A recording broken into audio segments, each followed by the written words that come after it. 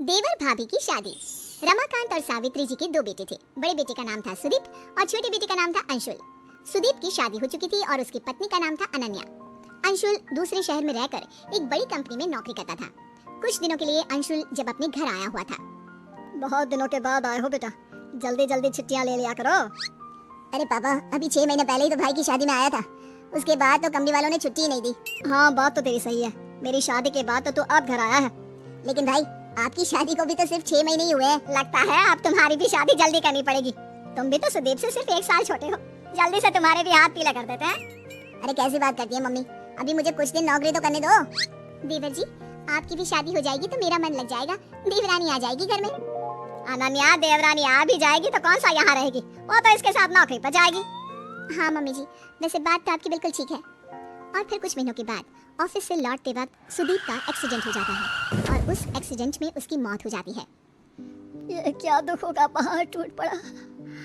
जवान बेटे की मौत हो गई। क्या करेंगे अब हम लोग। शादी को सिर्फ 8 महीने हुए हैं। उसकी पत्नी ने अभी तो अपना जीवन जीना शुरू भी नहीं किया। मम्मी जी, पापा जी, मेरा क्या होगा? मेरी तो जिंदगी खराब हो गई।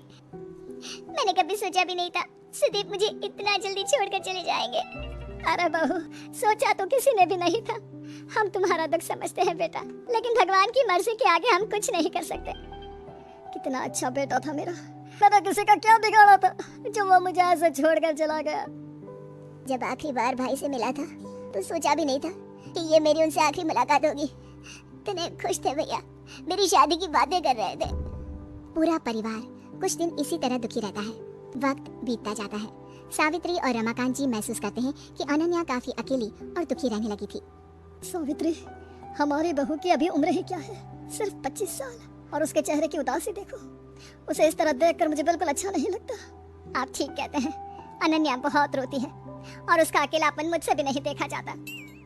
एक बात कहूँ सावित्री, क्या हमें अपनी बहू की दूसरी शादी करवा देनी चाहिए? अरे लेकिन समाज वाले क्या कहेंगे कि हम अपनी विधवा बहू की शादी करवा रहे हैं। अरे लेकिन उसकी उम्र तो देखो, सिर्फ 25 साल की है। पूरी जिंदगी कैसे कटेगी सावित्री, कैसे रहेगी वो?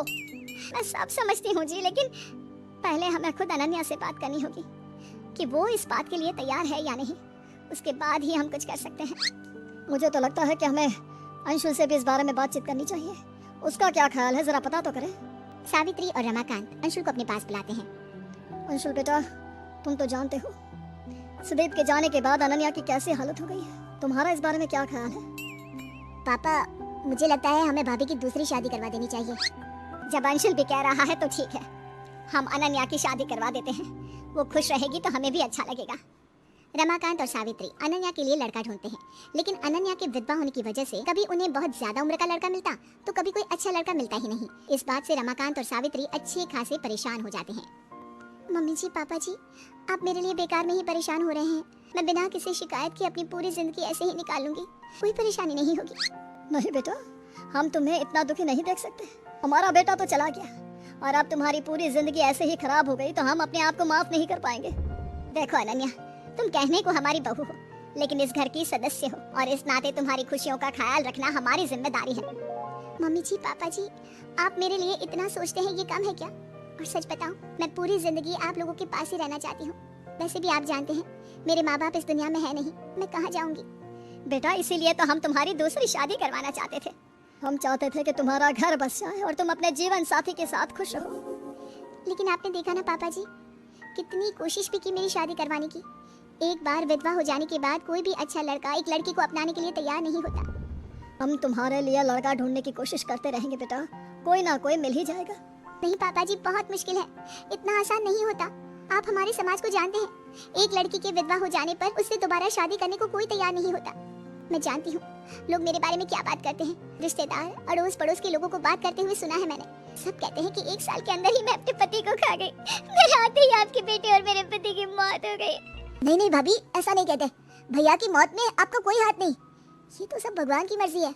अरे वो पति थे आपके, भला आप उनके साथ कुछ भी गलत कैसे कर सकती है? अंशुल ठीक कह रहा है बेटा, हमने अपना बेटा खोया है। हमें कितनी तकलीफ है हम किसी को बता नहीं सकते, लेकिन उसकी मौत के लिए तुम्हें भी जिम्मेदार नहीं ठहरा सकते। मम्मी जी, आप नहीं कहते ये मैं जानती हूँ, लेकिन सारी दुनिया तो यही कहती है। ऐसे में कौन करेगा मुझसे शादी? कोई नहीं करेगा मम्मी जी। सारी दुनिया मुझे मनहूस समझती है।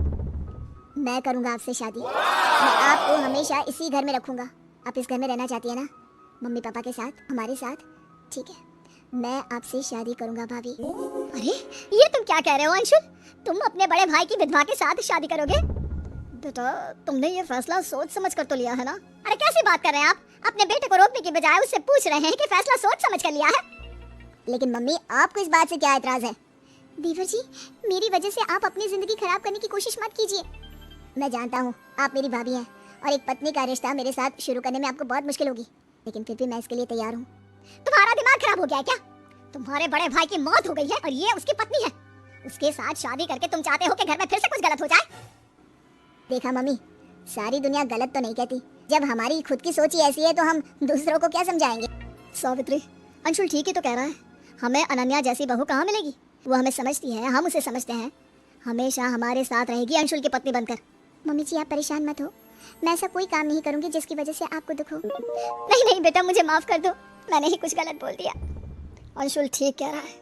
तुम हमारे घर में बहू बनकर आई थी और अब हमेशा के लिए बहू बनकर ही रहोगी। इससे अच्छी बात और क्या हो सकती है?